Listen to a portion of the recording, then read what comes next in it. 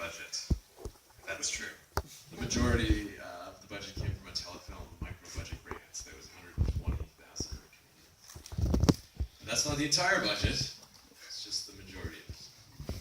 And you really do satirise the genre and send up this kind of fantastically over-the-top macho culture that really kind of is present in a lot of the kind of Italian films that you satirise, I guess, here. Was that always the intention? Are you big fans of giallo movies or more critical? We're fans, first of all, definitely. We would all just sit around and watch giallo movies all the time years ago and pick them apart and often laugh at them because there's so much that's totally absurd about them. And obviously, the easiest thing to poke fun at is the dubbing. So that's in there. But yeah, we're all fans of all the major giallo movies, all of us.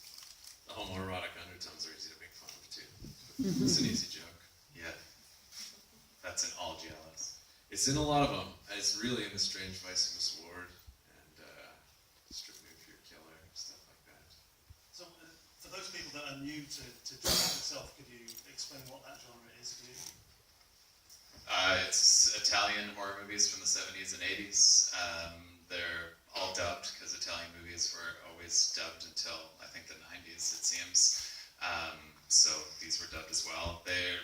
Lucio Fulci and Dario Argento are probably the biggest or widest known giallo filmmakers. Always super saturated colors, especially from Argento. And always a lot of misogyny, which we obviously referenced. And yeah, always a black leather gloved killer. Lots of straight razors. Any other tropes? Usually Claudio Simonetti score, which we got a piece of. Yeah, I mean, you were talking about the dubbing, which obviously means that even more attention is paid to detail in post-production. That must have been enormously difficult as well. You know that you're going to go back and re-loop your own dialogue and make it sound bad. Tell us what that was like, Connor. Yeah, it wasn't fun because most of it was shot. If we had shot with a guide track, it would have been all right because you could see the cadence and remember what you said. But we improvise a lot in our movies, and we still did in this, which was so stupid of us because we didn't know what we said. Like, it didn't line up with the script. That's what we used as our guide track, was the script. So when we went off script, which is often, we had to watch it.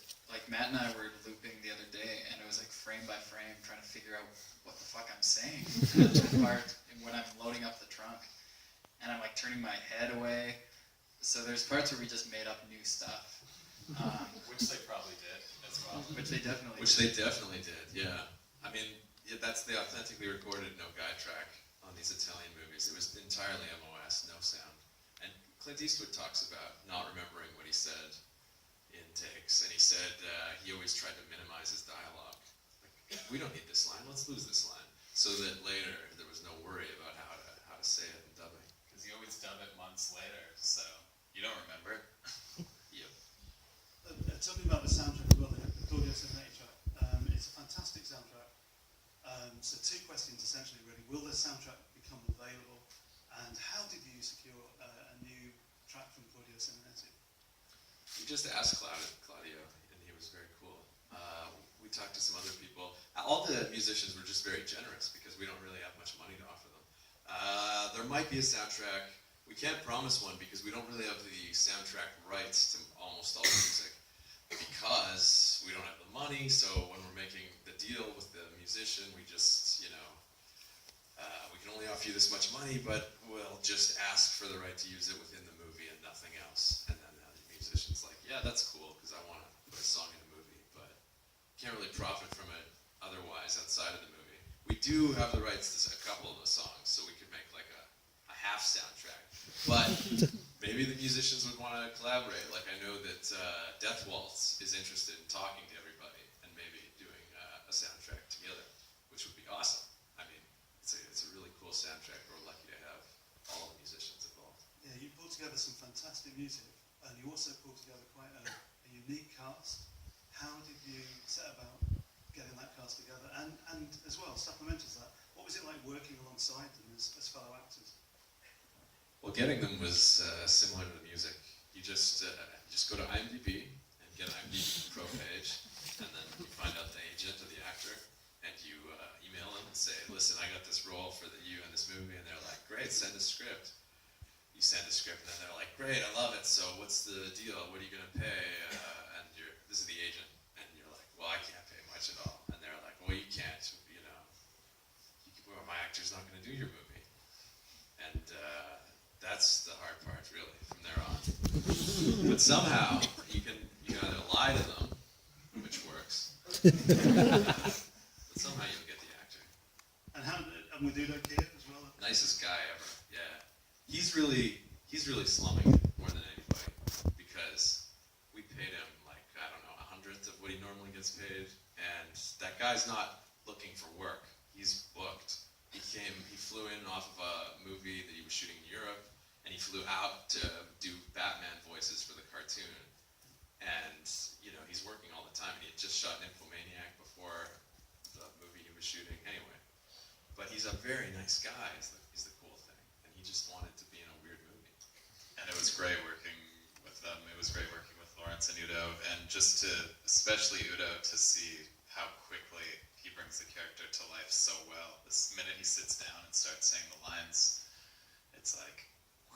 Yeah, we're just playing around with a camera and our friends, and then suddenly you're watching a real movie for a minute while it's on Udo. That's how it feels in the room when you're shooting it. It's intimidating acting with someone who can act. Did you feel intimidated by it? I think your performances are quite, and obviously, you're also having to perform to a kind of a bad template as well. See, that's a great safety net to have. That's exactly what I'm doing. That's ironic acting is what that is, and we meant to do it.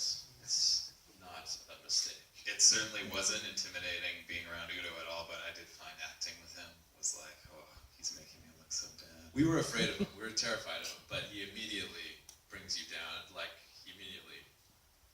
He's so cool. He's so normal and so nice. So he's very generous as an actor. We shot all his angles one night and kept him up till 5 a.m. in a hot August warehouse, and his clothes were just soaked. And we wrapped him, said, you can go home, and we're going to shoot Matt's angles. And he insisted he stay, because he said, I'm in the scene, I want to be in the scene. And we said, it's just your shoulder in the scene. Anyone can be a lab coat shoulder. And he was like, yeah, but who's he going to act against? He needs to react to me. And he stayed for a couple more hours, and he didn't complain, ever. Not about anything. And he gave up his dressing room and suggested we use it for like a video monitor room, and we did. Yeah. So use Udo Kier. The filmmakers in the room. And Conor as well. As actors, do you guys feel like you need to be more away from each other and in other people's projects? You know what I mean? Are you getting offers? We have small offers. There's nothing. Yeah, I did a small part in the new ABCs of Death for the Soska sisters part. And they had approached us just because they had seen Manborg and Father's Day, and we were mutual fans of each other, as we're all Canadian. And I was living in Vancouver at the time, so I did a part in theirs, and like all of us are open to do other stuff. But like whenever we have worked on separate projects, even if it's with people that we really like the Soskas, it just doesn't feel the same as working with each other. This is always the preferred method. Chemistry. Yeah, there's a certain chemistry, and we put up with each other, and we just speak the same language, and English.